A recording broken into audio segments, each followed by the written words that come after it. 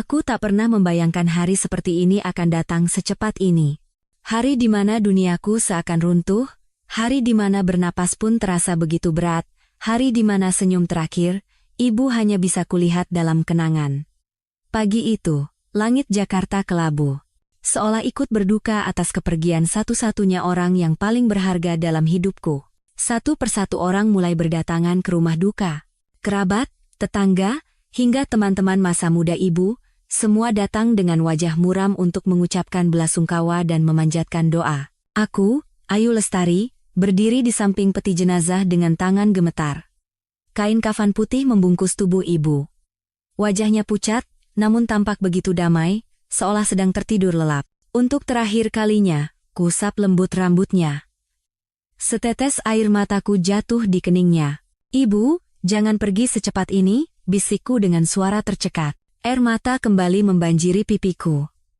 Meskipun aku tahu kematian adalah takdir yang pasti, rasanya ini terlalu mendadak. Ibu adalah satu-satunya orang yang selalu membangkitkanku setiap kali aku jatuh, yang selalu mengatakan semua akan baik-baik saja bahkan ketika dunia terasa akan kiamat. Tapi sekarang, aku ditinggalkan seorang diri.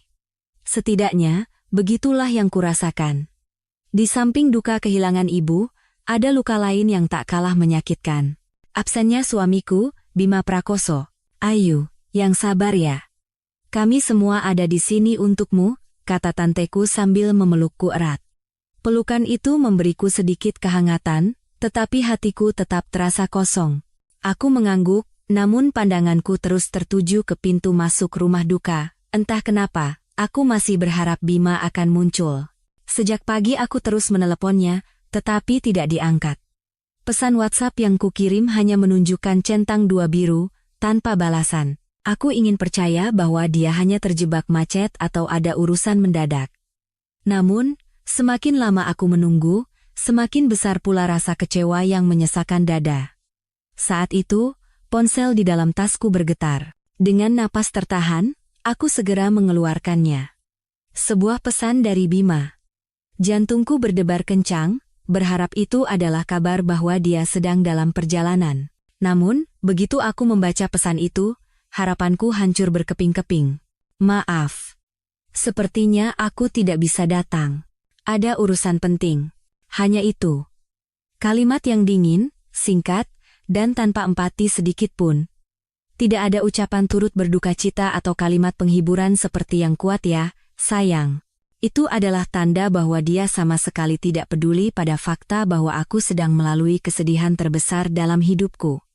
Tanganku gemetar hebat. Pesan itu terasa seperti pisau yang menusuk jantungku. Amarah memuncak, tetapi tak ada suara yang keluar dari mulutku. Air mata kembali mengalir tak terbendung. Tanteku yang memperhatikan raut wajahku bertanya pelan, "Kenapa, Ayu, Bima belum datang?"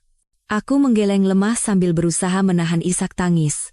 Dia tidak bisa datang, Tante, katanya ada urusan penting. Wajah tanteku berubah muram. Dia menepuk-nepuk bahuku dengan lembut untuk menenangkanku, tapi aku bisa membaca sorot kekecewaan di matanya. Siapapun pasti tahu. Di hari seperti ini, seorang suami seharusnya berada di sisi istrinya. Prosesi pemakaman berjalan dengan hikmat. Doa-doa dipanjatkan, dan tanah perlahan menutupi peti jenazah ibu. Isak tangis terdengar dari berbagai sudut, termasuk tangisku yang pecah tak terkendali.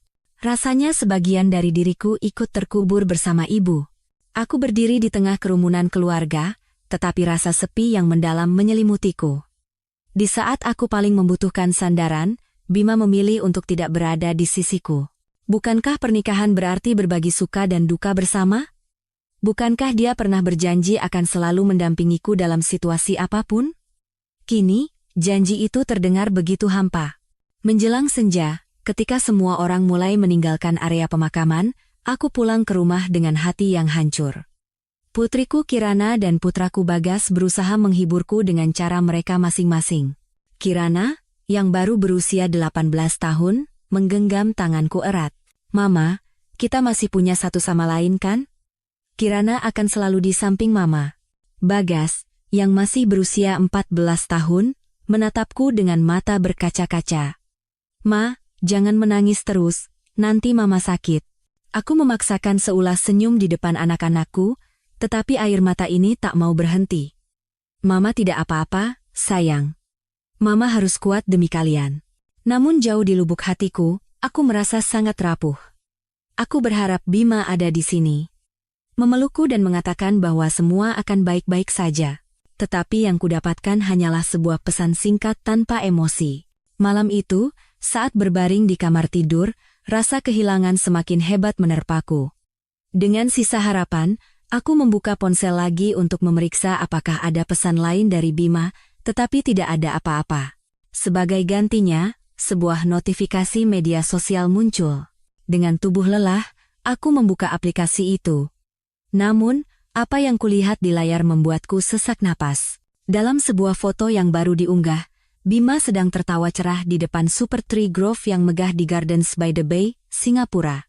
Di sampingnya, berdiri seorang perempuan muda dan cantik yang mengenakan gaun merah menyala. Mereka berdua tampak begitu bahagia, seolah dunia ini milik mereka. Di bawah foto itu, tertulis sebuah keterangan singkat. Momen di mana mimpi menjadi nyata. Aku menatap layar ponsel dengan tangan gemetar. Jadi, inikah urusan penting yang membuatnya tidak bisa datang ke pemakaman ibuku? Liburan ke Singapura bersama perempuan lain? Dadaku terasa mau meledak, dan air mata kembali mengalir deras. Rasa duka kini bercampur dengan rasa pengkhianatan. Di saat aku bersimpu dan menangis di samping peti jenazah ibuku, suamiku sedang tertawa bahagia bersama perempuan simpanannya di negara lain. Malam itu, aku sadar, bukan hanya ibu yang telah hilang dari hidupku, kepercayaanku pada Bima pun ikut terkubur bersamanya. 23 tahun yang lalu, aku berdiri di pelaminan mengenakan gaun pengantin putih sederhana. Aku menggenggam tangan Bima, yang saat itu tampak begitu gagah dan dapat diandalkan. Semua orang mengatakan aku beruntung. Seorang pria yang tampan, cerdas, memiliki masa depan cerah, dan tutur kata manis yang mampu meluluhkan hati siapapun. Aku pun percaya begitu. Aku percaya pada tatapan matanya yang hangat. Aku percaya pada sumpahnya di hadapan penghulu, untuk bersama dalam suka dan duka, sehat dan sakit, hingga maut memisahkan kami. Selama bertahun-tahun, aku berusaha menjadi istri yang baik. Mengurus rumah, membesarkan Kirana dan Bagas, dan menyiapkan makan malam sambil menunggunya pulang, meskipun Bima seringkali pulang larut. Aku menutup mata pada banyak hal. Mungkin beginilah pernikahan, pikirku. Tidak ada yang sempurna. Yang penting adalah menjalani hari demi hari bersama. Namun, beberapa tahun terakhir, aku mulai melihat retakan dalam pernikahan kami. Awalnya samar, tapi perlahan-lahan melebar. Waktu Bima di rumah semakin sedikit. Dulu dia selalu berusaha makan malam bersama kami, tapi sekarang, dia hampir setiap hari pulang lewat tengah malam. Alasannya selalu sama. Ini karena pekerjaan, Ayu. Kamu tahu kan aku ini konsultan keuangan. Klien tidak kenal waktu. Kalau aku tidak profesional, mereka bisa lari ke orang lain, katanya suatu kali sambil merapikan dasinya. Aku berusaha mengerti. Aku tahu Bima adalah orang yang ambisius, dan aku tidak ingin menjadi istri yang menghambat kariernya. Tapi seiring waktu, alasan-alasan itu terasa seperti tembok yang dibangun di antara kami. Suatu ketika, aku memberanikan diri bertanya, "Mas, kenapa akhir-akhir ini hampir tidak pernah pulang tepat waktu?" Anak-anak juga ingin mengobrol dengan ayah. Bima menjawab ketus sambil menyalakan televisi. "Ayu, jangan berlebihan. Aku begini juga kan demi kita semua, butuh uang untuk mempertahankan rumah ini. Kamu pasti akan mengeluh kalau aku santai-santai saja." Aku terdiam. Kata-katanya terasa seperti tamparan. Aku hanya ingin menghabiskan lebih banyak waktu dengannya. Sejak hari itu, aku hampir tidak pernah lagi menyinggung soal jam pulangnya. Selain pulang larut, Bima juga menjadi semakin posesif dengan ponselnya. Dulu dia biasa meletakkannya di mana saja, tapi sekarang, bahkan ke kamar mandi pun ponsel itu selalu dibawanya. Kata sandinya juga diganti, dan aku tidak tahu kombinasinya. Awalnya aku tidak curiga berlebihan. Aku berusaha berpikir positif. Pasti karena pekerjaan. Mungkin data klien penting atau rahasia perusahaan. Tapi hatiku tidak tenang. terutama saat dia tiba-tiba tersenyum sendiri melihat layar ponsel, lalu buru-buru menyembunyikannya saat aku mendekat. Suatu malam, aku terbangun untuk minum dan melihat cahaya ponselnya menyala. Bima sedang mengetik pesan panjang dengan wajah serius, sesekali tersenyum. Ketika sadar aku melihatnya, dia cepat-cepat mematikan layar. "Pekerjaan," katanya singkat. Aku berusaha mempercayainya, tapi bayangan kecurigaan terus menghantuiku. Sementara itu, aku mulai merasa peranku di rumah semakin terabaikan. Kirana dan Bagas beranjak dewasa. Mereka lebih banyak menghabiskan waktu di sekolah dan tempat les. Bima sibuk dengan pekerjaannya. Aku sering makan sendirian. Duduk di meja makan yang kosong, menatap piring-piring di depanku. Tiba-tiba aku bertanya pada diri sendiri. Apakah aku masih berarti bagi Bima, atau aku hanya seorang ibu rumah tangga yang tak terlihat? Sebuah kenangan pahit terlintas. Kejadian setahun yang lalu. Saat itu aku mengusulkan untuk liburan keluarga sederhana ke puncak. Aku sudah menyusun rencana sempurna, memesan sebuah villa kecil, dan anak-anak sangat antusias. Tapi Bima menolaknya mentah-mentah. "Aku tidak bisa, Ayu. Minggu depan ada presentasi penting. Klien besar. Kalian saja yang pergi dengan anak-anak." Aku kecewa, tapi sekali lagi aku mengalah. Kami pergi tanpa Bima. Anak-anak tertawa, tapi aku tahu mereka merasakan kekosongan tanpa kehadiran ayah mereka. Namun, puncak dari semua kecurigaan datang sesaat sebelum ibuku meninggal. Malam itu, saat merapikan cucian, aku menemukan selembar struk di saku celana Bima. Struk dari sebuah restoran mewah di kawasan Senopati. Yang membuatku terkejut adalah isinya, makan malam untuk 2 orang. Aku mencoba menenangkan diri. Pasti makan dengan klien, pikirku. Tapi entah kenapa, firasatku buruk. Aku tidak punya keberanian untuk bertanya langsung. Aku takut jawabannya akan lebih menyakitkan. Sejak hari itu, aku mulai mengamati lebih teliti. Aku memeriksa laporan tagihan kartu kredit yang masuk ke email bersama, dan aku sering menemukan transaksi di restoran, kafe, dan toko hadiah yang tidak pernah dia sebutkan. Aku mencoba menyusun potongan-potongan puzzle itu, tetapi selalu menenangkan diri dengan alasan, pasti untuk klien. Namun, semua penyangkalan itu runtuh di hari pemakaman ibuku. Fakta bahwa dia tidak ada di sisiku di saat paling menyedihkan dalam hidupku, dan pesan singkatnya yang dingin, menjadi titik balik. Dan ketika malam itu aku melihat foto Bima tertawa bersama perempuan lain di Singapura, semua kepingan puzzle itu menyatu. Ini bukan lagi dugaan, bukan lagi sekadar firasat, dia berselingkuh. Malam itu, aku duduk di tepi ranjang, menatap foto ibuku yang tersenyum lembut di atas nakas. Seolah aku sedang berbicara padanya. "Ibu, ternyata selama ini Ayu dibohongi, selama ini Ayu berusaha percaya dan mengerti, tapi ternyata dia tidak peduli sama sekali. Bahkan di hari kepergian ibu, dia bersama perempuan lain." Air mataku tak berhenti mengalir, tapi di balik kesedihan dan sakit hati, sebuah perasaan lain muncul. Amarah. Amarah pada Bima yang telah mengkhianati janji pernikahan. Amarah pada diriku sendiri yang terlalu lama menutup mata. Dan amarah pada kenyataan bahwa pernikahanku telah dipenuhi kebohongan begitu lama. Aku tahu, sejak malam itu, hidupku tidak akan pernah sama lagi. Keesokan paginya, aku duduk sendirian di ruang makan. Secangkir kopi yang sudah dingin teronggok di atas meja, pandanganku kosong menatap taman. Bayangan foto Bima bersama perempuan itu di Singapura terus berputar di kepalaku, menghantamku berulang kali. Rasanya hidupku hancur lebur, tapi di sisi lain, sebuah suara kecil berbisik di dalam diriku. "Ayu, jangan hanya menangis. Kamu harus mencari kebenaran. Jangan biarkan dia bersembunyi di balik alasan-alasannya." Aku sadar, untuk menghadapi Bima, aku butuh bukti. Bukan sekadar dugaan atau perasaan sakit hati, tapi bukti yang nyata. Langkah pertamaku adalah memeriksa laporan tagihan kartu kredit. Selama ini, Bima menggunakan kartu utama atas namanya, tapi aku selalu menerima salinan laporan bulanan di email bersama kami. Dia mungkin lupa bahwa aku masih punya akses ke email itu. Dengan tangan gemetar, aku membuka laptop dan mencari folder tertentu. Ada puluhan file PDF berisi laporan tagihan bank selama beberapa tahun terakhir. Aku memeriksanya satu persatu. Semakin banyak yang kulihat, semakin jelas polanya. Bima bilang ada perjalanan bisnis ke Surabaya, tapi transaksinya dilakukan di sebuah hotel mewah di Jakarta. Makan malam untuk 2 orang di sebuah restoran Prancis ternama yang menghabiskan lebih dari 5 juta rupiah sekali makan.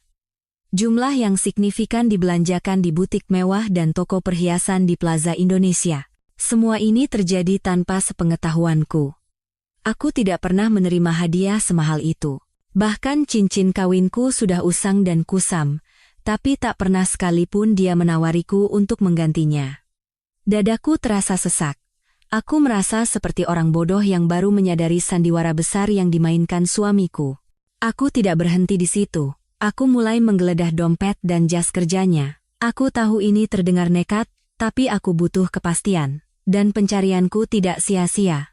Di saku dalam jasnya, aku menemukan struk dari sebuah butik perempuan. Tanggalnya baru 2 minggu yang lalu. Barang yang dibeli, gaun merah, ukuran S. Ukuranku bukan S. Aku meremas kertas itu dengan kuat. Rasanya aku ingin menelepon Bima saat itu juga dan memakinya, tapi aku menahan diri.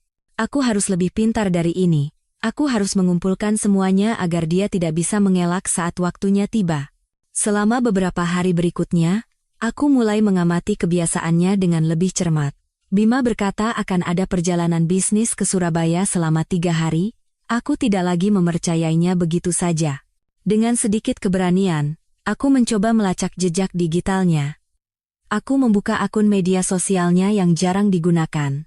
Benar saja, Bima hampir tidak pernah mengunggah apapun, tetapi perempuan yang bersamanya ternyata cukup aktif.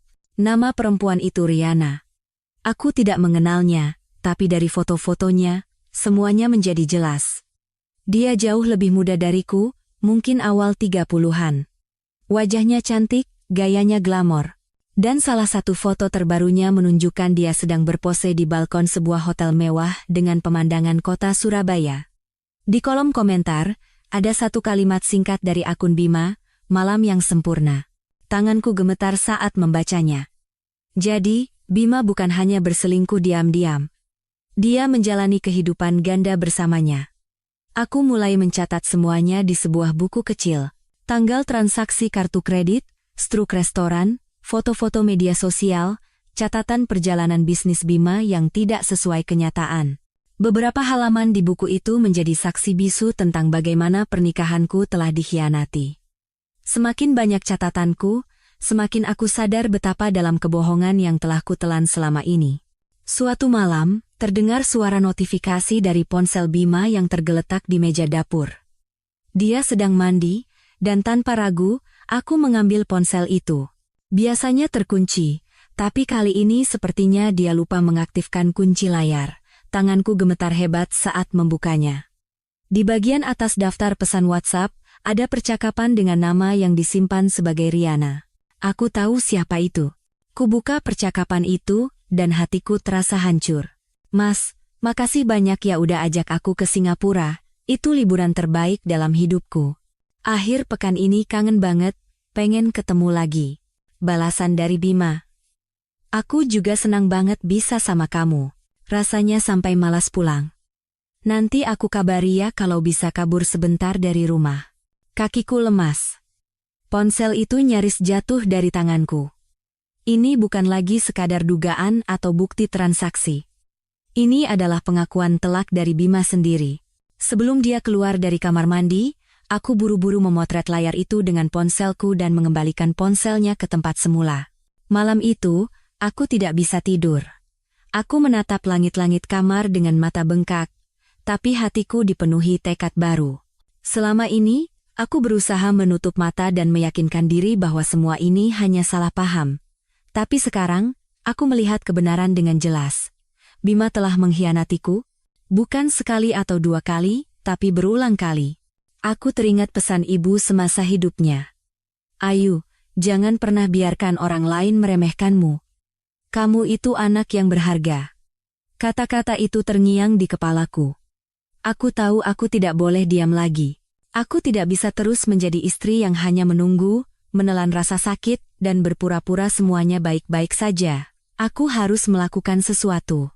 Dan langkah pertamaku adalah mengumpulkan semua bukti hingga Bima tidak punya celah lagi untuk menyangkal. Hari-hari setelah menemukan pesan mesra Bima dengan perempuan itu terasa seperti hidup dalam mimpi buruk. Setiap kali melihat wajahnya, perutku mual. Tanganku selalu gemetar, dan suaraku nyaris tak keluar. Tapi aku tahu, aku tidak bisa selamanya hanya mengamati dari jauh. Suatu saat, aku harus bicara. Menatap lurus ke matanya dan menanyakan semua yang selama ini dia sembunyikan. Malam itu, Bima pulang lebih awal dari biasanya. Jam menunjukkan pukul 9, waktu yang terbilang sore dibandingkan kebiasaannya yang sering pulang lewat tengah malam. Aku melihat mobilnya masuk ke garasi, dan jantungku mulai berdebar kencang.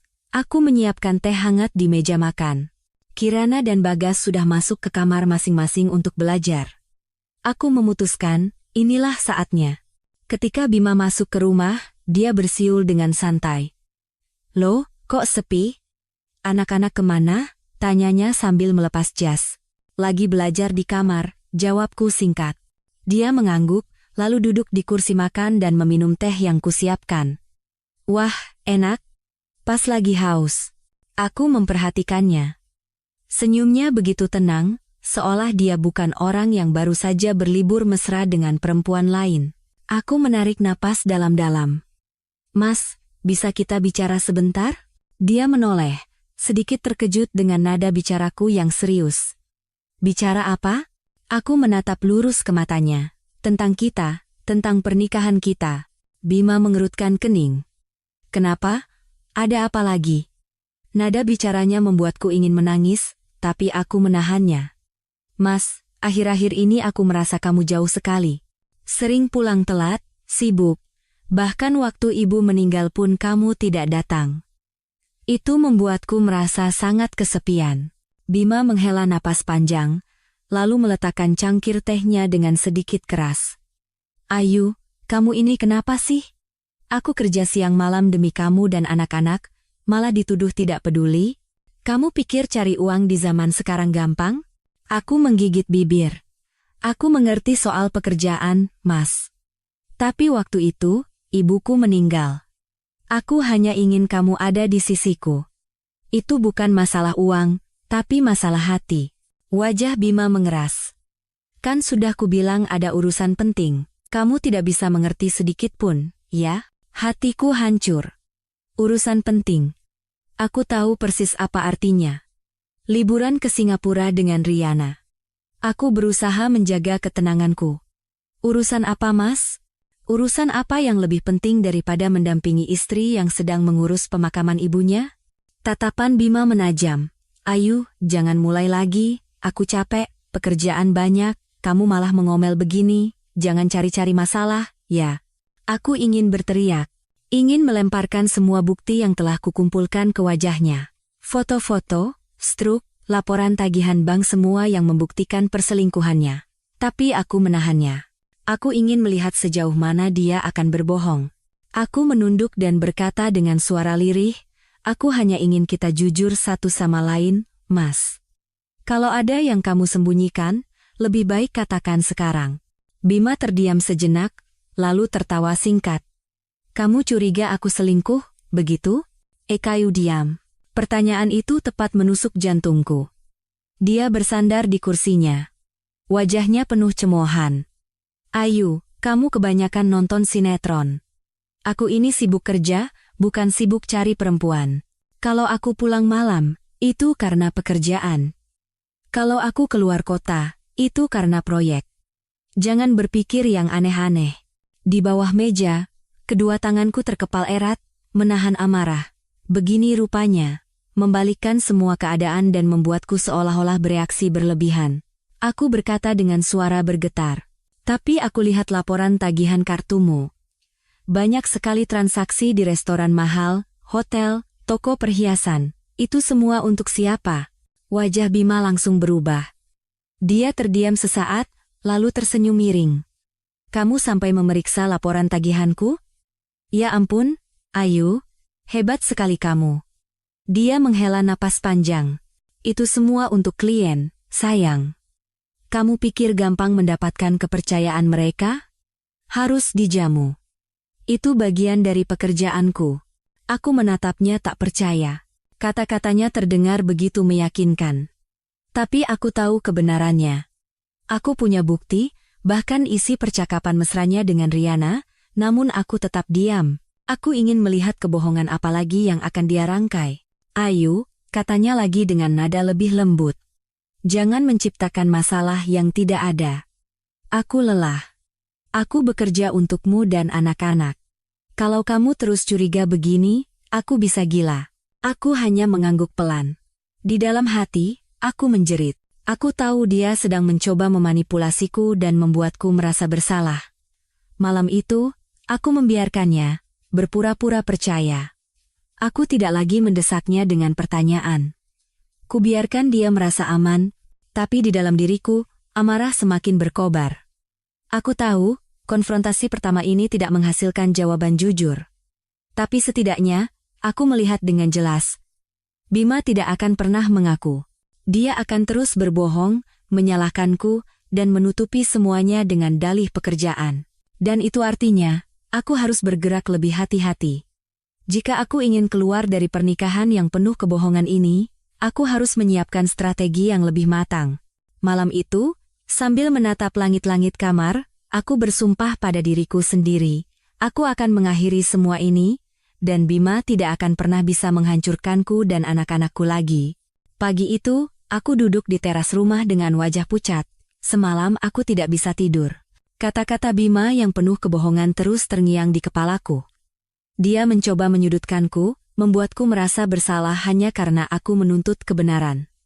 Tapi kali ini, aku tidak akan goyah lagi. Aku sadar, aku tidak bisa melawan Bima sendirian. Aku butuh seseorang yang mau mendengarkanku, mempercayaiku, dan memberiku kekuatan. Pagi itu, aku menelepon Dewi, sahabat lamaku. Kami sudah berteman sejak kuliah. Meskipun belakangan kami jarang bertemu karena kesibukan masing-masing, aku tahu Dewi adalah orang yang bisa kupercaya. Dewi, bisa kita ketemu hari ini? Tanyaku dengan suara serak. Ayu? Kenapa? Suaramu kok begitu? Aku menahan tangis. Banyak yang ingin kuceritakan. Kumohon, aku butuh kamu. Dewi tidak bertanya lebih lanjut dan langsung menyetujui. Kami berjanji bertemu di sebuah kafe kecil dekat rumah. Siang itu, aku duduk berhadapan dengan Dewi di sudut kafe. Tanganku yang memegang cangkir teh hangat gemetar. Wajah Dewi penuh kekhawatiran. Ayu, ada apa? Ceritakan semuanya. Jangan dipendam sendiri. Aku menarik napas dalam-dalam. Lalu, aku menceritakan semuanya dari awal. Mulai dari Bima yang tidak datang ke pemakaman ibuku, pesannya yang dingin, foto di Singapura bersama perempuan lain, hingga semua bukti yang kutemukan dari laporan tagihan kartu kredit dan ponselnya. Dewi mendengarkan dalam diam, sesekali menggelengkan kepala dengan ekspresi marah. Ketika ceritaku selesai, dia menggenggam tanganku erat. Ya Tuhan, Ayu, kamu hebat sekali. Bagaimana bisa kamu menahan semua ini sendirian? Kalau aku, mungkin sudah hancur. Air mataku jatuh. Aku tidak tahu harus bagaimana. Hatiku rasanya hancur. Tapi aku tidak bisa hidup begini terus. Aku harus memikirkan anak-anak. Dewi mengangguk tegas. Benar katamu. Dan kamu tidak sendirian. Aku akan bantu kamu. Kita cari jalan keluar dari semua ini bersama-sama. Melalui Dewi, aku mendapatkan keberanian pertama untuk mencari bantuan hukum. Dia menyarankanku untuk bertemu seorang pengacara perempuan yang dikenalnya, Ibu Ratna Wijaya. Ayu, beliau sudah banyak membantu perempuan yang mengalami kasus sepertimu, temui dia. Jangan takut. Kamu punya bukti yang kuat. Malam itu juga, aku langsung menelepon Ibu Ratna. Beruntung, beliau bersedia menemuiku di kantornya keesokan siangnya. Kantor Ibu Ratna berada di sebuah ruko sederhana, tapi suasananya hangat. Begitu aku masuk, dia menyambutku dengan senyum tenang. Seorang perempuan berusia sekitar 40-an dengan wajah tegas namun sorot mata yang penuh empati. Ibu Ayu Lestari, silakan masuk. Silakan duduk. Saya sudah mendengar garis besarnya dari Ibu Dewi, Tapi saya ingin mendengarnya langsung dari Anda, katanya lembut. Aku kembali menceritakan semuanya. Kali ini lebih sistematis, sambil menunjukkan bukti-bukti yang telah kukumpulkan, laporan tagihan kartu kredit, struk, foto-foto dari media sosial, dan tangkapan layar percakapan antara Bima dan Riana. Ibu Ratna menatapku dengan serius, lalu mengangguk. Ibu Ayu, katanya. Saya tahu ini sangat berat. Tapi percayalah, dengan semua bukti ini, posisi Anda sangat kuat jika ingin mengajukan gugatan cerai. Anda tidak hanya bisa melindungi diri Anda, tapi juga aset keluarga dan anak-anak Anda. Aku menggigit bibir. Kata cerai terdengar begitu besar dan menakutkan, tapi di saat yang sama, memberikan kelegaan. Ibu Ratna, kalau saya bercerai, bagaimana dengan Kirana dan Bagas? Tanyaku lirih. Karena buktinya jelas, kemungkinan besar Anda akan mendapatkan hak asuh utama. Terlebih anak-anak sudah berada di usia di mana pendapat mereka bisa didengar. Selama Anda bisa membuktikan bahwa Anda mampu memberikan rasa aman dan kasih sayang, pengadilan pasti akan mempertimbangkannya. Aku mengangguk pelan, sedikit merasa lega. Ibu Ratna menambahkan, satu hal penting, jangan terburu-buru mengkonfrontasi suami Anda lagi, jangan tunjukkan bahwa Anda sudah tahu segalanya. Biarkan dia merasa aman, sementara itu, kumpulkan dokumen-dokumen lain. Misalnya, surat rumah, rekening bersama, dan aset lainnya. Kita harus mengamankan semuanya agar dia tidak bisa memindahkannya sembarangan. Aku menatapnya dengan rasa terima kasih. Untuk pertama kalinya sejak semua ini dimulai, aku merasa ada jalan keluar. Ada seseorang yang mengerti dan bisa menuntunku melewati badai ini. Apa yang harus saya lakukan pertama kali, Bu? Tanyaku. Ibu Ratna tersenyum tegas. Pertama, kumpulkan semua dokumen penting. Kedua, siapkan anak-anak secara emosional. Ketiga, jangan takut. Perceraian bukanlah akhir dari segalanya. Justru, ini akan menjadi awal yang baru bagi Anda. Siang itu, saat meninggalkan kantor Ibu Ratna, hatiku terasa jauh lebih ringan. Rasa takut masih ada, luka pun masih membekas. Tapi untuk pertama kalinya, aku melihat cahaya di ujung terowongan. Aku tahu jalannya akan panjang dan terjal. Bima pasti tidak akan tinggal diam. Tapi aku juga tahu, aku tidak sendirian. Ada Dewi, Ibu Ratna, keluargaku, dan yang terpenting, keberanian yang mulai tumbuh di dalam diriku. Dalam perjalanan pulang, aku menatap langit senja yang mulai berwarna jingga. Aku berbisik pada diriku sendiri. Ayu, kamu pasti bisa. Malam itu, setelah kembali dari kantor Ibu Ratna, aku duduk lama di ruang keluarga. Di pangkuanku, ada sebuah map berisi salinan dokumen-dokumen penting yang telah kusiapkan diam-diam, sertifikat rumah, rincian rekening bersama, polis asuransi, hingga BPKB mobil. Kusembunyikan map itu di laci meja rias yang kukunci dengan sebuah kunci kecil. Aku menatap map itu lama, seolah kertas-kertas ini adalah benteng pertahanan pertamaku melawan Bima. Ini rumahku, ini keluargaku. Aku harus melindunginya. Keesokan paginya, aku mengambil sebuah keputusan kecil namun penting. Aku memutuskan untuk mengganti kunci rumah. Mungkin terdengar sepele, tapi bagiku, ini adalah sebuah tindakan simbolis. Selama ini, Bima terlalu sering memperlakukan rumah ini bukan sebagai ruang bersama, melainkan seperti persinggahan yang bisa dia tinggalkan kapan saja. Aku tidak mau lagi, rumah ini menjadi tempat kebohongan bisa keluar masuk dengan bebas. Aku menelepon tukang kunci langganan di komplek perumahan kami, dan dalam 1 jam, dia sudah datang dengan tas peralatannya. Saat dia bekerja, tanganku gemetar antara takut dan lega. Setelah selesai, tukang kunci itu menyerahkan 1 set kunci baru dengan senyum ramah. Sudah beres, Bu, sekarang aman. Tidak ada yang bisa membuka pintu ini tanpa izin Ibu. Aku menggenggam kunci itu erat-erat. Rasanya seperti mendapatkan kembali kendali atas hidupku. Siang itu, aku menunggu anak-anakku pulang sekolah. Kirana yang berusia 18 tahun baru saja masuk kuliah, sementara Bagas yang berusia 14 tahun masih di bangku SMP. Anak-anak tahu aku sedang berduka karena kepergian nenek mereka, Tapi aku belum pernah bicara jujur tentang apa yang sebenarnya terjadi antara aku dan ayah mereka. Malam itu, setelah makan malam, aku meminta anak-anak duduk di ruang keluarga. Kumatikan televisi dan menatap mereka berdua dengan serius. "Mama mau bicara sesuatu yang penting," kataku pelan. Kirana langsung fokus. Wajahnya penuh kekhawatiran. Bagas tampak canggung, tapi dia duduk tegak. Aku menarik napas dalam-dalam.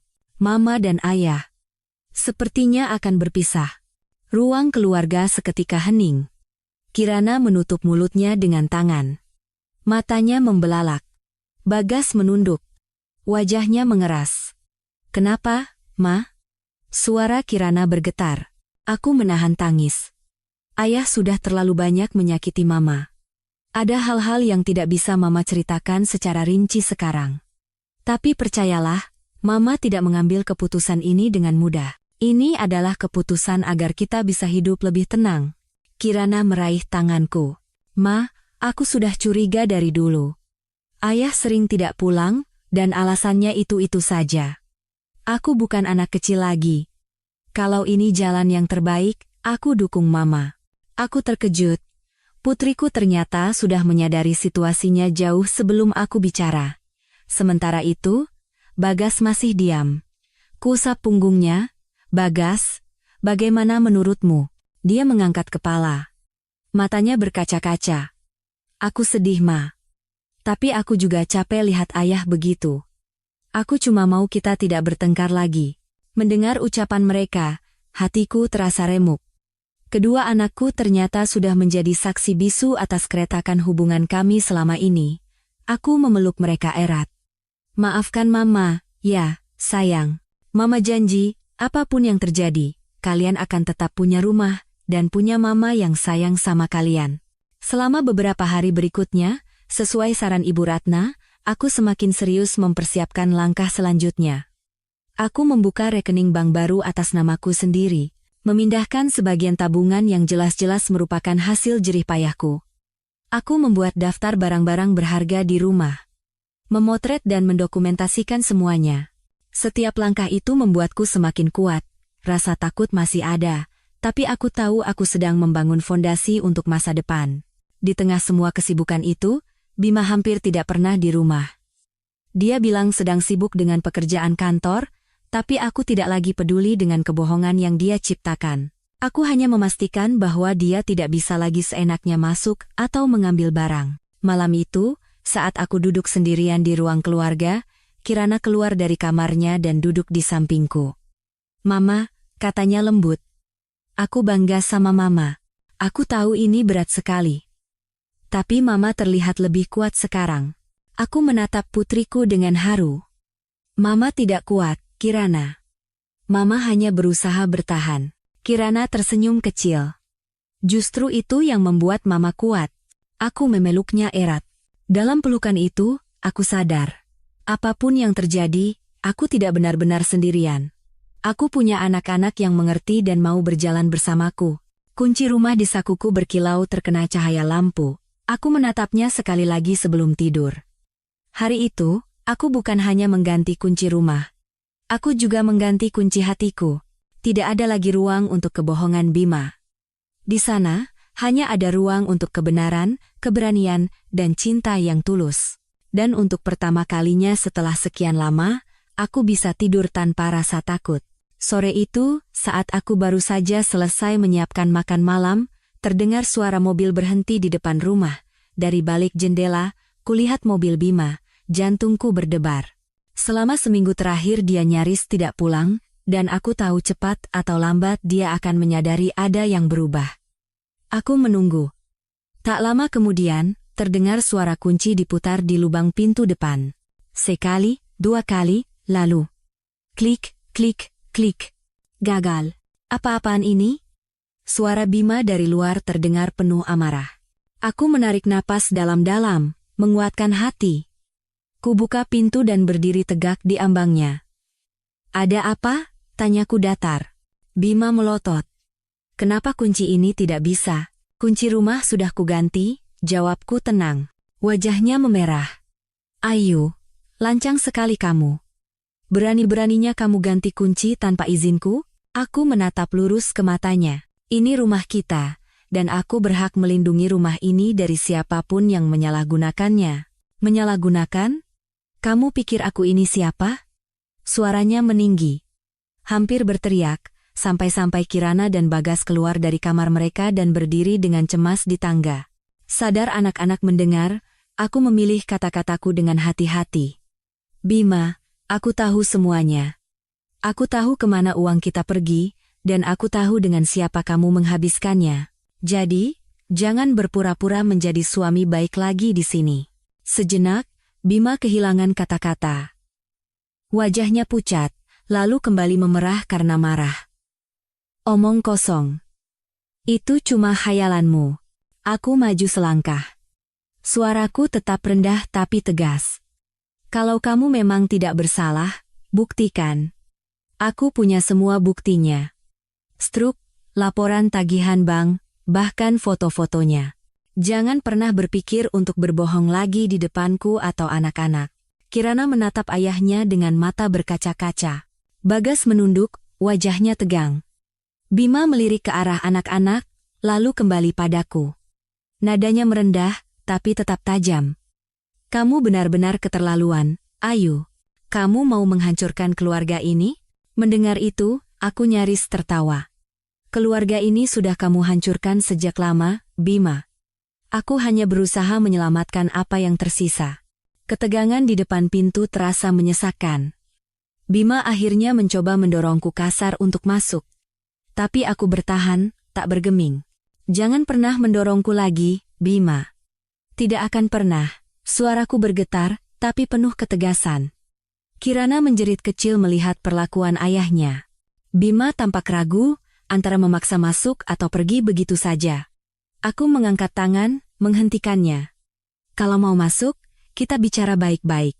Tapi mulai sekarang, kamu tidak bisa lagi memperlakukan rumah ini seenaknya. Aku sudah bicara dengan pengacara. Aku sedang menyiapkan gugatan cerai. Kata-kata itu meluncur dari bibirku. Terasa menakutkan, sekaligus melegakan. Wajah Bima membeku. Apa? Cerai? Aku mengangguk tegas. Iya, cerai. Malam itu, Bima akhirnya pergi dengan marah. Suara pintu mobil yang dibanting keras membuat beberapa tetangga melongok keluar. Aku tidak peduli lagi. Biarlah dunia tahu siapa dia sebenarnya. Aku memeluk anak-anakku yang masih gemetar ketakutan. Maafkan Mama, ya. Tapi ini harus Mama lakukan. Kirana menangis di pelukanku. Aku dukung Mama.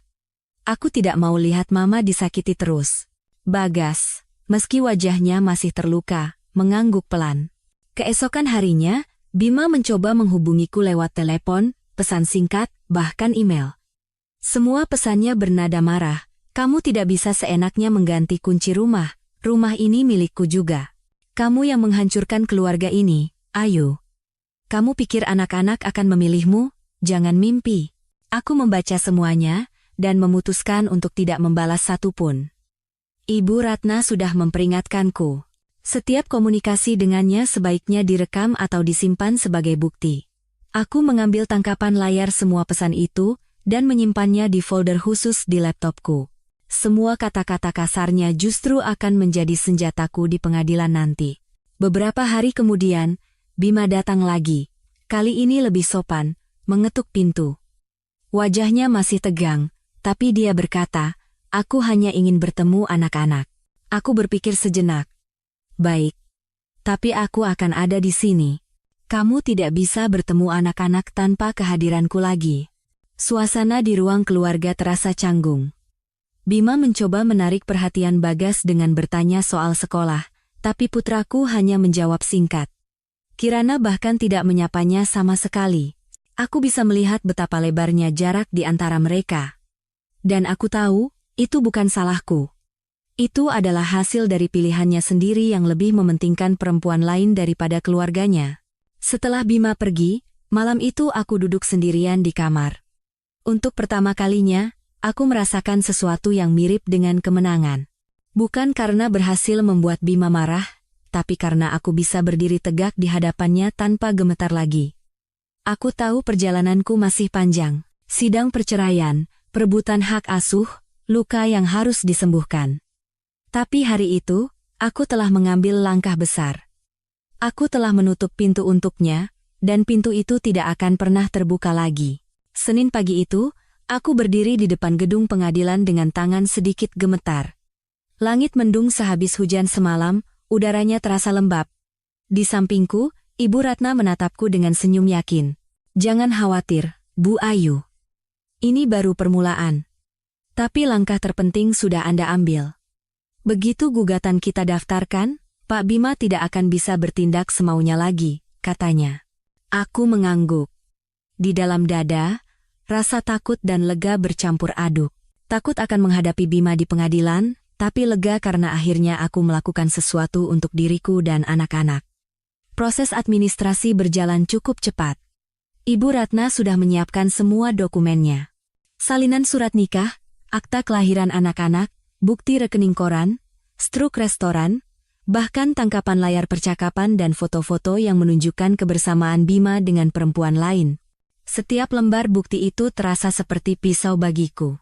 Sakit setiap kali melihatnya, tapi juga menjadi senjata yang melindungiku. Setelah semua berkas terdaftar, Ibu Ratna menepuk bahuku. Gugatan sudah resmi masuk. Sekarang kita tinggal menunggu jadwal sidang pertama. Aku menghela napas panjang. Rasanya seperti baru saja melewati sebuah gerbang besar. Tapi di depan, masih ada lorong panjang yang harus kulalui.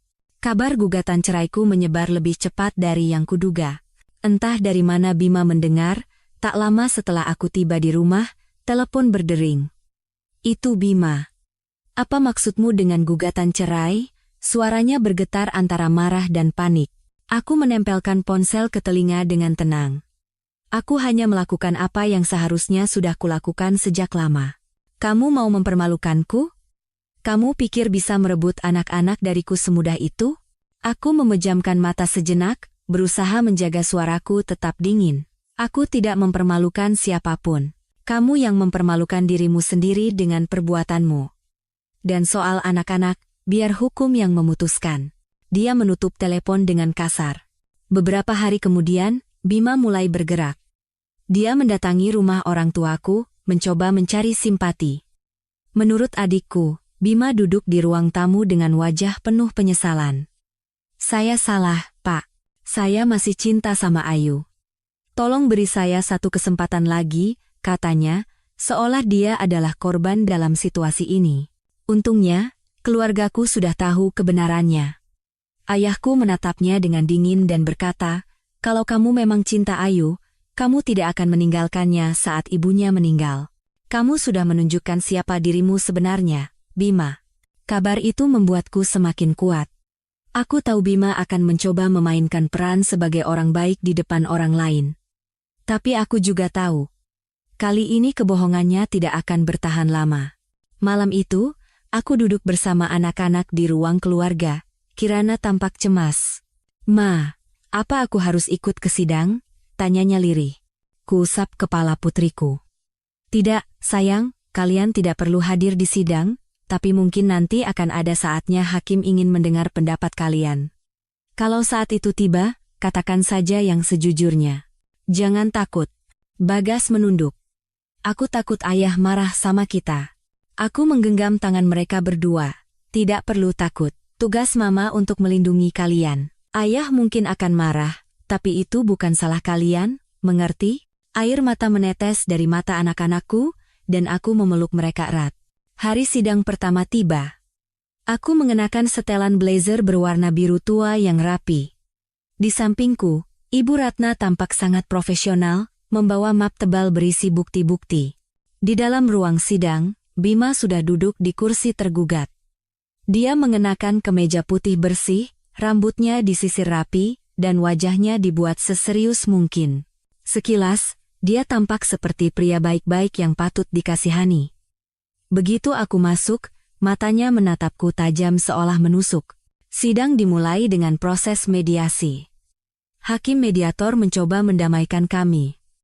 Mungkin masih ada cara untuk mempertahankan rumah tangga ini, kata hakim. Bima langsung angkat bicara. Suaranya dibuat selembut mungkin. Yang mulia, saya masih sangat mencintai istri saya. Demi anak-anak, saya ingin keluarga ini utuh, mohon berikan kesempatan. Aku nyaris tertawa mendengarnya, tapi kutahan.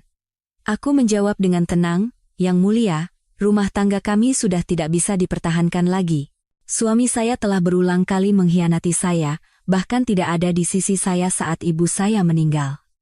Saya memiliki bukti-bukti bahwa dia telah berselingkuh sejak lama. Saya tidak bisa lagi hidup dalam kebohongan. Hakim mengangguk dan menyatakan mediasi gagal. Perkara dilanjutkan ke tahap pembuktian. Di luar ruang sidang, Bima menghampiriku dengan wajah marah. Hebat sekali kamu, Ayu. Kamu membuatku terlihat jahat di depan hakim. Aku menatapnya lurus. Aku hanya mengatakan yang sebenarnya. Kalau kebenaran membuatmu terlihat jahat, itu karena perbuatanmu sendiri. Dia mengepalkan tangannya. Tapi Ibu Ratna berdiri di antara kami. Pak Bima, sebaiknya jaga sikap Anda. Setiap tindakan Anda bisa menjadi catatan di persidangan. Bima akhirnya pergi dengan langkah kasar. Aku berdiri tegak di sana. Napasku terengah, tapi mataku menatap lurus ke depan. Untuk pertama kalinya, aku merasa aku bukan lagi korban. Aku adalah seorang perempuan yang sedang berjuang, bukan hanya untuk diriku sendiri, tapi juga untuk anak-anakku. Hari sidang kedua tiba. Ruang sidang terasa tegang. Bima duduk dengan ekspresi percaya diri, didampingi pengacaranya yang tampak licin dan banyak bicara.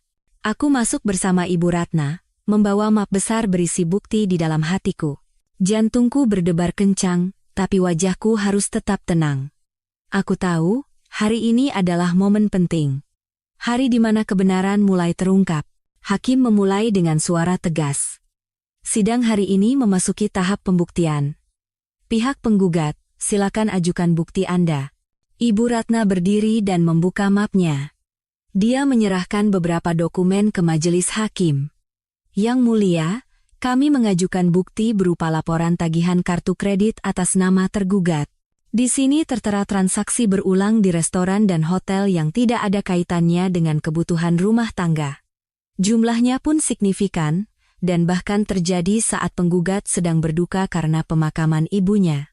Ketua majelis hakim mengerutkan kening saat memeriksa dokumen itu. Bima tampak gelisah, tapi berusaha tersenyum tipis. Ibu Ratna melanjutkan. Selain itu, kami juga memiliki bukti struk restoran atas nama tergugat dan foto-foto yang menunjukkan kebersamaan tergugat dengan seorang wanita yang bukan istrinya. Bukti ini kami peroleh secara sah, foto-foto itu ditampilkan di layar proyektor kecil di ruang sidang. Bima sedang makan malam mesra dengan perempuan bergaun merah, bergandengan tangan di mal, bahkan berlibur di sebuah taman hiburan. Foto yang sama dengan yang pertama kali kulihat. Ruang sidang menjadi hening. Aku bisa mendengar bisik-bisik lirih dari para hadirin. Bima tampak pucat, tapi masih berusaha menjaga ketenangannya. Tiba giliran Bima dan pengacaranya memberi tanggapan. Yang mulia, kata pengacaranya dengan nada angkuh. Foto-foto ini tidak bisa menjadi bukti kuat. Bisa saja itu hanya rekan bisnis atau teman lama. Mengenai transaksi kartu kredit, klien saya sering menjamu kolega untuk urusan pekerjaan. Aku nyaris mendengus. Untungnya, Ibu Ratna lebih cepat menanggapi. Yang mulia, jika itu memang urusan pekerjaan, mengapa dilakukan saat penggugat sedang dirundung duka kehilangan ibunya, dan mengapa harus bergandengan tangan dan menginap bersama di hotel dengan rekan bisnis? Hakim menatap Bima dengan tajam. Bima terdiam dan membuang muka. Sidang semakin memanas saat Ibu Ratna menghadirkan saksi. Salah satunya adalah sahabatku Dewi, yang kebetulan pernah melihat Bima bersama perempuan itu di sebuah mal. Dia bersaksi dengan jelas, saya melihat dengan mata kepala sendiri Pak Bima sedang berduaan dengan perempuan itu. Mereka terlihat sangat mesra, bergandengan tangan, dan tidak tampak seperti hubungan kerja. Pengacara Bima mencoba menggoyahkannya. Apakah Anda yakin itu Pak Bima? Bisa saja orang yang mirip. Dewi menatapnya tajam. Saya sudah mengenal Pak Bima lebih dari 20 tahun. Saya yakin itu dia. Saksi lain adalah seorang pegawai bank yang menjelaskan alur transaksi keuangan Bima yang mencurigakan. Seiring berjalannya waktu, semakin jelas bahwa Bima sulit untuk mengelak. Aku melirik Bima. Keringat membasahi pelipisnya, dan tangannya gelisah mengetuk-ngetuk meja. Untuk pertama kalinya, aku melihat ketidakberdayaannya. Di sisi lain, aku merasakan perasaan campur aduk antara lega dan sedih. Lega karena kebenaran akhirnya terungkap, dan sedih karena pria yang pernah kucintai, ayah dari anak-anakku, kini duduk di kursi pesakitan dengan wajah penuh kebohongan. Setelah sidang selesai, di luar ruang sidang, Bima menghampiriku dengan wajah marah. Hebat sekali kamu, Ayu. Kamu benar-benar menghancurkanku di depan umum. Aku menatapnya dingin. Bukan aku yang menghancurkanmu. Kamu yang menghancurkan dirimu sendiri. Dia mendekat, hampir berbisik di telingaku. Kamu pikir anak-anak akan memihakmu? Lihat saja. Aku masih ayah mereka. Aku bisa membuat mereka membencimu. Ancamannya membuat dadaku sesak, tapi aku menatap matanya dengan tegas. Kalau kamu memang seorang ayah, kamu tidak akan menyeret anak-anak ke dalam permainan kotormu. Ibu Ratna segera menarik lenganku dan membawaku pergi. Jangan terpengaruh ancamannya. Ingat, kita kuat. Dia hanya sedang ketakutan. Hatiku masih gemetar, tapi aku mengangguk. Malam itu, aku duduk di kamarku, menatap map berisi salinan bukti. Di sampingku, Kirana masuk diam-diam. Mama, suaranya lirih, aku dengar dari teman-teman. Katanya ayah punya perempuan lain. Apa itu benar? Napasku tercekat. Aku ingin melindungi putriku, tapi aku juga tidak bisa berbohong lagi. Aku mengangguk pelan. Iya, sayang. Ayah telah berbuat salah. Tapi itu bukan salahmu, bukan salah Bagas, dan bukan salah siapapun kecuali ayah sendiri. Air mata menetes dari mata Kirana. Kenapa ayah tega sama kita? Aku menangkup wajahnya, menyeka air matanya. Terkadang, orang dewasa membuat keputusan yang sangat buruk, tapi itu tidak mengubah betapa berharganya kamu dan Bagas. Ingat, kalian selalu punya mama yang akan melindungi kalian. Kirana memelukku erat. Aku hanya mau sama mama. Jangan tinggalkan aku ya, Ma. Aku menahan isak dan balas memeluknya. Mama janji. Mama tidak akan pernah meninggalkan kalian. Sidang hari itu membuatku semakin yakin. Aku berada di jalan yang benar. Aku tahu pertarungan belum selesai. Tapi aku juga tahu, aku tidak sendirian. Aku punya anak-anakku, keluargaku, sahabatku, dan kekuatanku sendiri. Dan Bima, meskipun terus berusaha menyangkal, tidak bisa lagi menyembunyikan kebenaran. Setelah sidang terakhir, Bima menjadi semakin agresif. Sadar posisinya semakin terpojok, dia mulai memainkan kartu terakhirnya, anak-anak. Suatu sore, Bagas pulang dengan wajah murung. Tanpa bicara, dia masuk ke kamarku dan berkata pelan, Ma, ayah bilang mama itu pembohong, katanya ayah tidak pernah selingkuh, itu semua fitnah. Ayah juga bilang mama mau merebut semua hartanya. Aku menghela napas panjang. Benar saja, Bima mulai meracuni pikiran anak-anakku. Bagas, dengarkan mama. Mama tidak pernah berbohong. Semua bukti yang mama ajukan ke pengadilan itu nyata. Ayah memang bersalah, tapi dia tidak mau mengakuinya. Bagas menunduk, tampak bingung. Tapi ayah bilang, kalau kita ikut ayah, kita bisa tinggal di rumah baru. Yang lebih bagus dan lebih besar. Bima mengiming-imingi putraku dengan janji kosong. Aku memegang bahu Bagas. Nak, rumah itu bukan soal besar atau kecil. Rumah itu adalah hati. Tempat di mana ada orang yang benar-benar ada untukmu. Mama janji. Meskipun sederhana, rumah kita akan selalu penuh cinta. Mama tidak akan pernah meninggalkan kalian. Bagas mulai menangis. Aku bingung, Ma. Aku sayang mama, tapi aku juga tidak mau benci sama ayah. Aku ikut menangis. Kamu tidak perlu membenci ayah. Kamu tetap bisa menyayanginya sebagai ayahmu. Tapi kamu harus tahu, siapa yang benar-benar menjaga dan melindungi kamu. Pelukan itu terasa panjang dan penuh luka, tapi sekaligus penuh tekad. Aku tahu Bima bisa mencoba merusak pikiranku, tapi dia tidak akan pernah bisa menghancurkan cinta antara aku dan anak-anakku. Bukan hanya anak-anak, Bima juga menyebarkan fitnah tentangku ke kerabat kami. Suatu hari, adikku datang ke rumah dengan wajah cemas. "Mbak, aku dengar dari Mas Bima, katanya Mbak boros sekali, bahkan menghabiskan uang usaha, makanya dia terpaksa berutang di mana-mana. Apa itu benar?" Aku menatap adikku dengan kaget. Ya Tuhan, tidak. Buktinya jelas sekali. Bima yang menghamburkan uang untuk perempuan itu. Aku selama ini berhemat demi biaya sekolah anak-anak. Adikku menghela napas. Aku percaya sama Mbak, cuma kan Mas Bima bicaranya meyakinkan sekali. Hati-hati Mbak. Dia bisa memengaruhi orang lain untuk memihaknya. Aku menggenggam tangan adikku. Terima kasih sudah percaya. Tolong, teruslah menjadi saksi kebenaran ini. Malam itu, aku sadar Bima tidak hanya ingin menang di pengadilan, tapi juga ingin menginjak-injak harga diriku di depan semua orang. Tapi ada satu hal yang Bima lupa. Aku sudah terlalu sering dihancurkan oleh sikapnya. Sekarang, aku tidak takut lagi. Beberapa hari berikutnya adalah masa terberat bagi anak-anakku. Kirana, yang sebelumnya tampak tegar, mulai menunjukkan perubahan. Dia sering diam, sulit tidur, bahkan nafsu makannya menurun. Suatu malam, aku mendengar isak tangis dari kamarnya. Aku masuk dan duduk di tepi ranjangnya. "Kirana, kenapa nak?" Dia menatapku dengan mata bengkak. "Aku malu, Ma.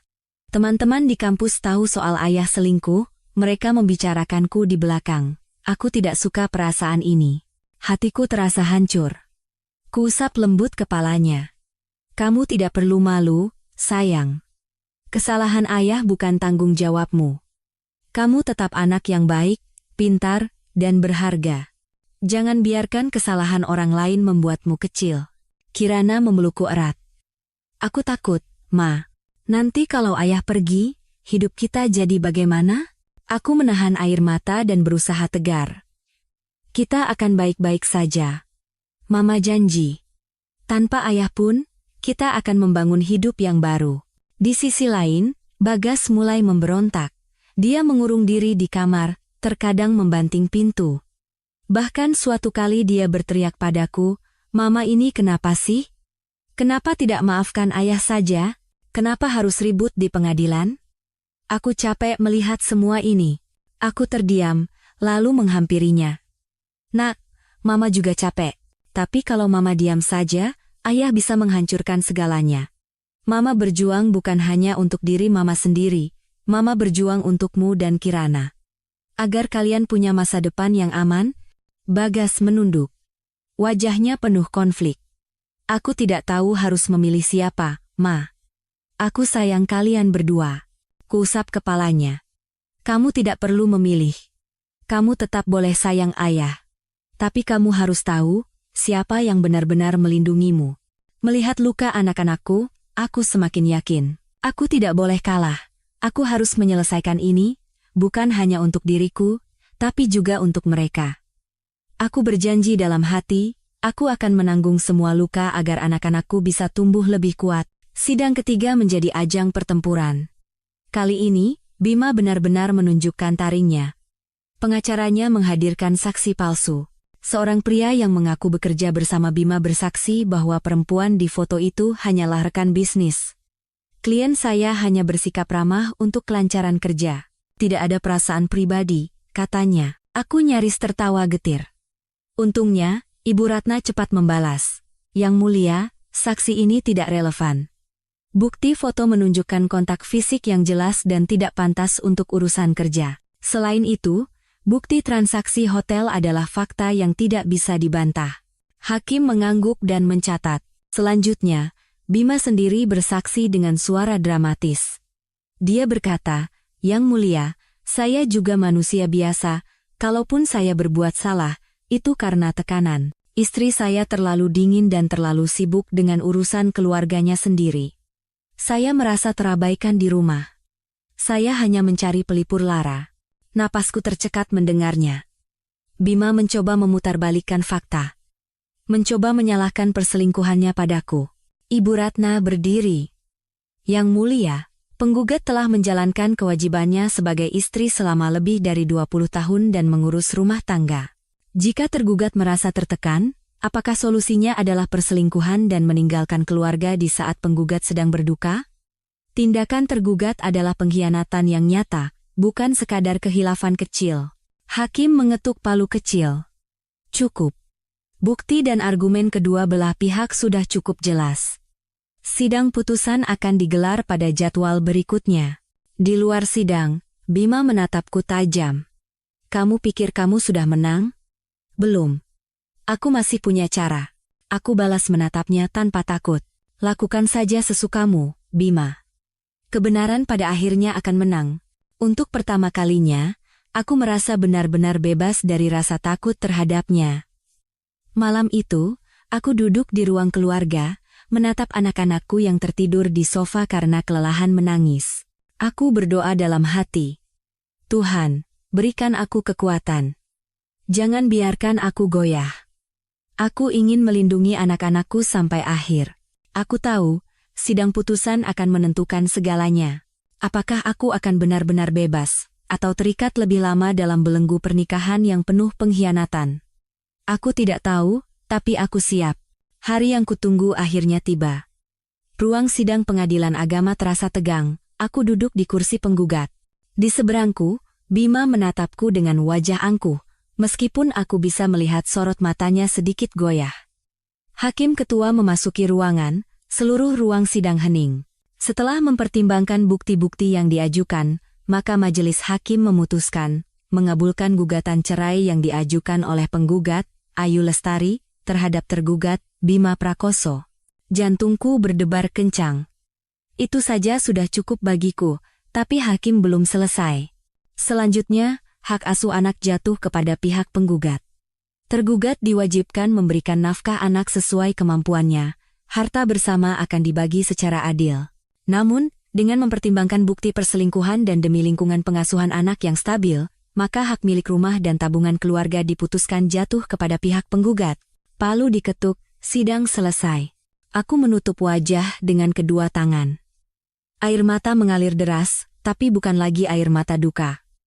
Ini air mata kelegaan. Ibu Ratna menepuk bahuku. Kita berhasil, Bu Ayu. Anda bebas sekarang. Aku menoleh ke arah Bima. Wajahnya merah padam, rahangnya mengeras. Dia berdiri dan berbisik tajam ke arahku, kamu akan menyesal. Aku menatapnya lurus. Tidak, Bima.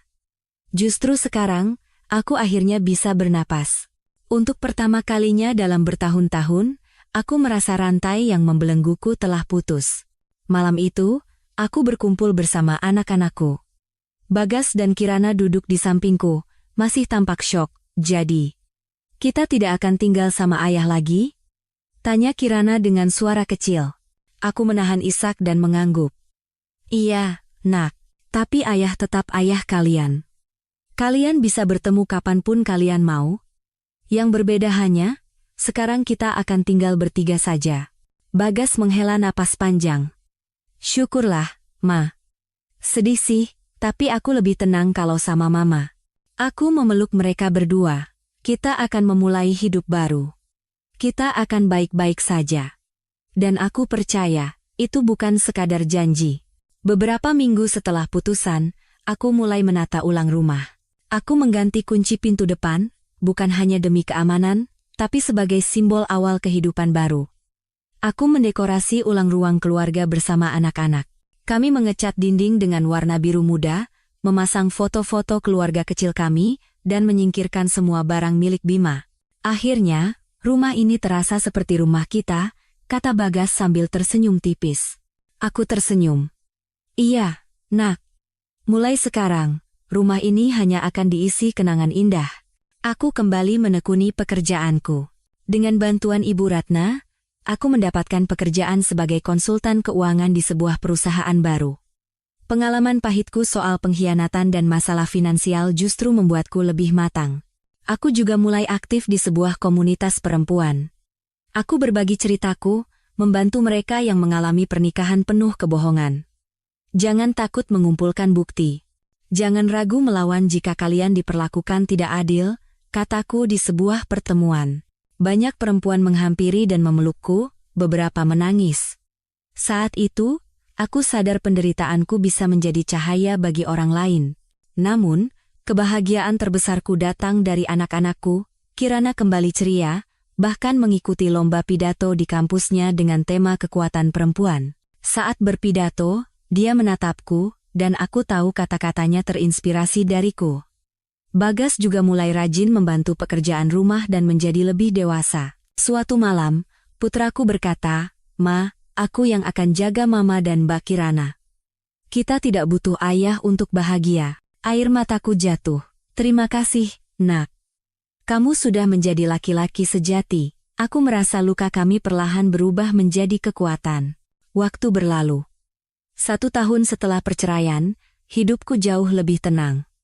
Suatu hari, aku bertemu dengan seorang pria bernama Arya Santoso, teman lama adikku yang juga pernah mengalami perceraian. Kami bertemu kembali di sebuah acara keluarga. Dia sopan, penuh perhatian, dan yang terpenting, tulus. Arya tidak pernah mencoba mendominasi atau meremehkanku. Dia selalu mendengarkan, menghargai pendapatku, dan bahkan peduli pada anak-anakku.